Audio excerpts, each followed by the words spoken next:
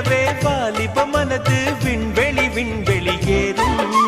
மன்னவா ஒரு கோயில் போய் இந்த மாளிகை எதற்காக? தேவியே என் ஜீவனே இந்த ஆலயம் உனக்காக. வானில் ஒரு புயல் மழை வந்தால் அழகே என்னை எங்கனம் காப்பாய். கண்ணே உன்னை என் கண்ணில் வைத்து இமைகள் எனும் கதவுகள் அடைப்பேன். சத்தியமாகுமா? நான் சத்தியம் செய்யவா?